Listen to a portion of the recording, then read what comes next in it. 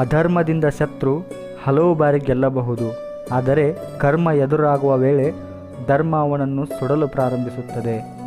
ಅವನ ನಿರ್ನಾಮ ತಪ್ಪಿಸಲು ಯಾರಿಂದಲೂ ಸಾಧ್ಯವಿಲ್ಲ. ಭೂಮಿಯ ಪ್ರತಿಯೊಂದು ಚರಾಚರಗಳಲ್ಲೂ ನಾನಿದ್ದೇನೆ. ನಿನ್ನ ಸುತ್ತಲೂ ಬದುಕು ಸಂಪೂರ್ಣ ಪವಾಡಗಳಿಂದಲೇ ತುಂಬಿದೆ. ಅವುಗಳನ್ನು ಕಂಡು ಖುಷಿಪಡು. ನಿನ್ನ ಕರ್ಮಕ್ಕೆ ತಕ್ಕ ಪ್ರತಿಫಲ ನಾನು ನೀಡಿಯೇ ನೀಡುತ್ತೇನೆ. ಧರ್ಮದಿಂದ ನಡೆಯುವವರನ್ನು ಧರ್ಮವೇ ರಕ್ಷಿಸುತ್ತದೆ. ಧರ್ಮೋ ರಕ್ಷತಿ ರಕ್ಷಿತಃ. ಕೋಪ ನಿಮ್ಮನ್ನು ದಾರಿ ತಪ್ಪಿಸಬಹುದು. ಕೋಪದಲ್ಲಿದ್ದಾಗ ಕಳೆದುಕೊಂಡ ವಿವೇಕ, ತೀರ್ಮಾನ ಅಥವಾ ಕ್ರಮ ಕೈಗೊಳ್ಳಲು ಸಾಧ್ಯವಾಗದೆ ಹೋಗುತ್ತದೆ. ಜೀವನದಲ್ಲಿ ಯಶಸ್ವಿಯಾಗಿದ್ದ ವ್ಯಕ್ತಿ ಕೋಪದ ಒಂದು ಕ್ಷಣದ ತಪ್ಪು ನಿರ್ಧಾರದಿಂದ ಸಂಪೂರ್ಣವಾಗಿ ನೆಲಕಚ್ಚಬಹುದು. ನಮ್ಮ ಬದುಕೆ ಒಂದು ಹೋರಾಟ. ಈ ಹೋರಾಟದಲ್ಲಿ ನಾವು ಮಾಡುವ ಕಾರ್ಯವನ್ನು ಪ್ರಾಮಾಣಿಕವಾಗಿ ಮಾಡಬೇಕು. ಏನು ಆಗಬೇಕು ಅದು ಆಗೇ ತೀರುತ್ತದೆ. ಅದನ್ನು ತಡೆಯಲು ನಮ್ಮಿಂದ ಸಾಧ್ಯವಿಲ್ಲ. ಮರದ ಮೇಲೆ ಕುಳಿತ ಹಕ್ಕಿಯು ಕೊಂಬೆ ಮುರಿದು ಬಿದ್ದರೂ ಭಯಪಡುವುದಿಲ್ಲ, ಏಕೆಂದರೆ ಅದು ನಂಬಿರುವುದು ತನ್ನ ರೆಕ್ಕೆಗಳನ್ನು ವಿನಃ ಕೊಂಬೆಗಳನ್ನಲ್ಲ.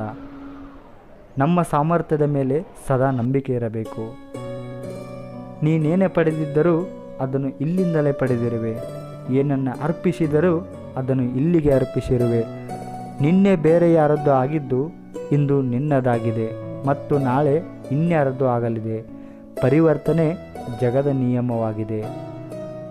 ಸಂತೋಷ ಎಂಬುದು ನಮ್ಮದೇ ಮನಸ್ಥಿತಿಯಾಗಿದೆ.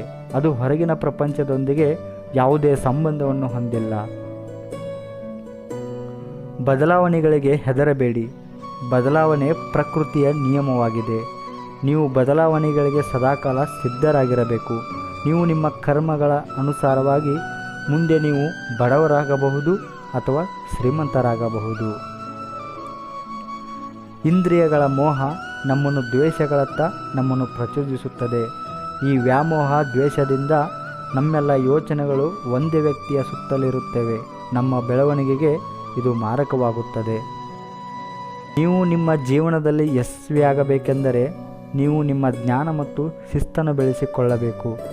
ಜ್ಞಾನ ಮತ್ತು ಶಿಸ್ತುಗಳು ನಿಮ್ಮನ್ನು ಅನಾವಶ್ಯಕ ಸಮಸ್ಯೆಗಳಿಂದ ರಕ್ಷಿಸುತ್ತದೆ. ಬುದ್ಧಿಯಲ್ಲಿ ಸ್ಥಿರತೆ ಇದ್ದವರು ಸುಖ ಬಂದಾಗ ಹಿಗ್ಗಲ್ಲ, ದುಃಖಕ್ಕೆ ತಗ್ಗೋದಿಲ್ಲ, ಏಕೆಂದರೆ ಇವೆರಡು ಕ್ಷಣಿಕವೆಂದು ಅವರಿಗೆ ತಿಳಿದಿದೆ.